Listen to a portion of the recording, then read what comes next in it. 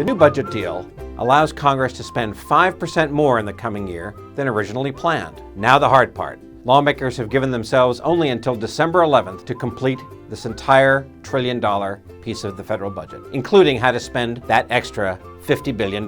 Politically and logistically, the only way to meet that deadline is to combine what's supposed to be a dozen different spending bills into just one.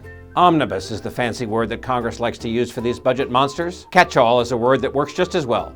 So does everything but the kitchen sink. The only ironclad rule this fall: the extra cash has to get split.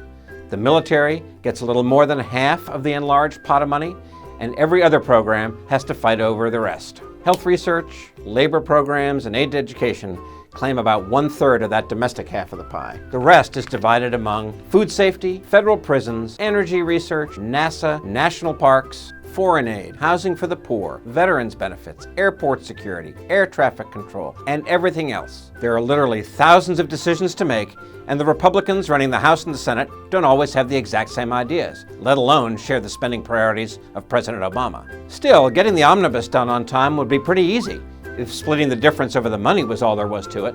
But it's not. This is going to be the last big bill that Congress gets done this year, after which campaign season is going to get much more intense. The old cliche for all this at the Capitol: it's going to be the last train leaving the station. And as a result, it's going to attract a whole lot of riders. Get it?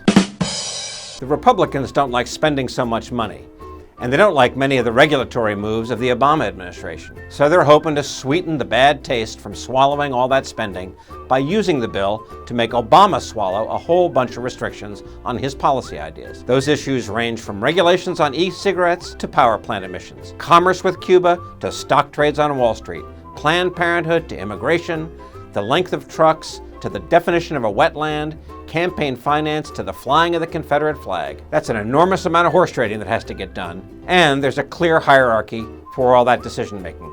It looks kind of like a pyramid. Hill staff settles a big majority of the money issues and some of the policy stuff as well. The stuff they can't agree on gets passed up a notch to the 4 dozen members, the top House and Senate Republicans and Democrats on the dozen appropriations committees. The stuff that they aren't able to settle on bubbles up the next notch to the chairman and the ranking members of the 2 appropriations committees. And the relative handful of the most politically charged disputes, that gets hashed out by the top congressional leadership and the White House. To get a deal that'll pass Congress and win Obama's signature will mean leaving most of those would-be riders by the side of the road. But still, there's sure to be enough decoration added to the bill so the omnibus earns that other cliche label for the big spending packages that get wrapped up over the holidays. They're called Christmas trees.